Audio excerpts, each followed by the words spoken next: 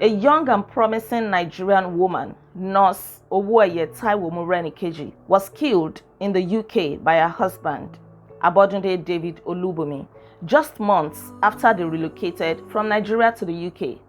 The couple's 3 young children are now being taken care of by the UK Social Services. At this point, I want to pray that our children will not become victims of tragic circumstances. It was gathered that the woman, Nurse Relocated, had obtained a restraining order against her husband in the UK because they've been having issues. The husband has been abusing her. And in spite of this restraining order, the husband still got access to her and single-handedly killed his own wife. The mother of this late nurse has been left mourning the untimely death of her daughter. I also want to pray that no parents or intending parents listening to me will bury their own children. You will not mourn over your children in Jesus' name. A source close to the couple revealed that her husband had been abusing her even before they left Nigeria, and it is so unfortunate that this abuse continued even after they got to the UK. And so many comments have surrounded the death of this woman and this ugly circumstance. While some people are saying, oh, she got to the UK and then she stopped being submissive to her husband and all of that. And some are also saying, oh, after the husband took her abroad and spent so much to relocate the entire family, now she's thinking that she's got powers to misbehave towards her husband. Some are even blaming the woman, saying, oh, why did she not get a restraining order against him? Why did she not divorce him? Why wait until he took her to the UK before getting a restraining order? Others are making comments like, oh, the man is so pained that the woman now has control, considering that in the UK, women have rights, their authorities are recognized. And so the man thought, if I cannot have her anymore, then she doesn't deserve to live.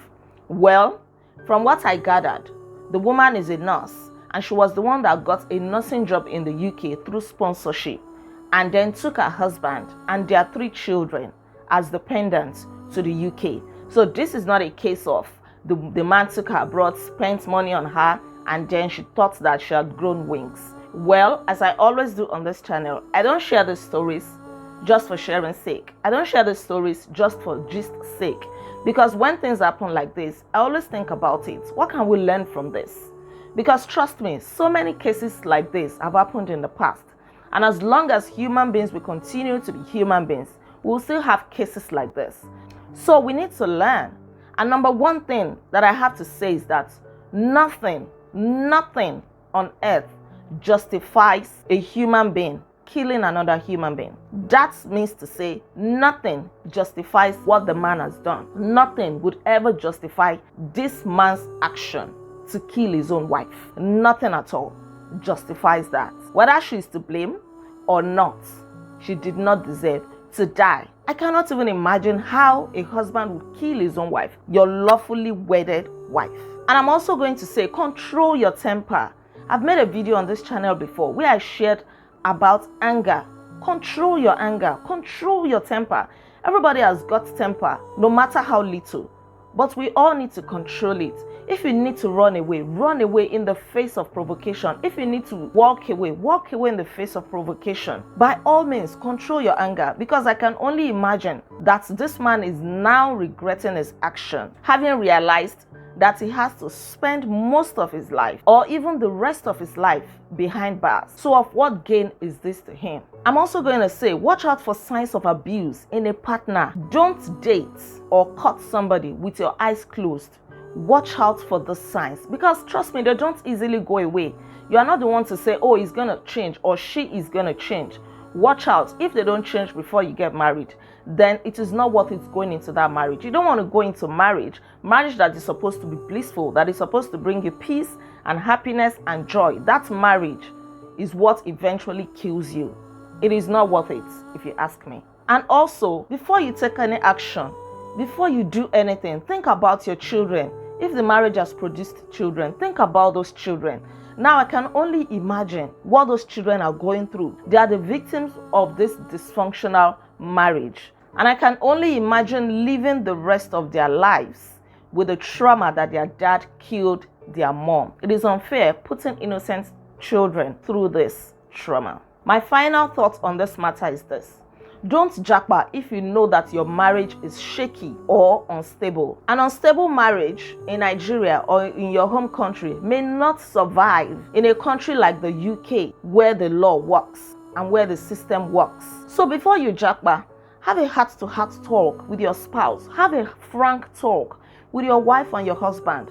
Make sure you have a strong agreement and cooperation on some important matters to avoid stories that touch like this. Because trust me, when stories like this surface, a lot of people say, oh, the woman got abroad and changed, or the man got abroad and decided to do this. No, I can tell you for a fact that most of these issues have been brewing. They've been building up even before people leave their home countries at all. Let me use Nigeria as an example. Even before people leave Nigeria at all, they've been having issues like this. And then when they get abroad and the woman realizes that, oh, the society, the laws there favor her, or that she has rights as a woman and that she's going to be supported, she will decide to exercise her rights. Or the husband too may also decide to exercise his rights. So it's not like they got there and then the problem just surfaces. No, it has been building up. So if you know that you've been having issues in your marriage, it is better you resolve it before you both leave your home country, before you both leave Nigeria. Make sure your marriage has a good standing before you japa. It is very important because over there, the laws are not to be joked with. No amount of justice will bring back Nurse Owueyetai Relocated to life. And I can only pray at this point that her gentle soul will rest in perfect peace. Don't forget to give this video a thumbs up. Kindly drop your comments. I really want to hear your thoughts on this matter. Kindly subscribe to my channel if you are yet to subscribe. I'll see you again. Until then, be intentional.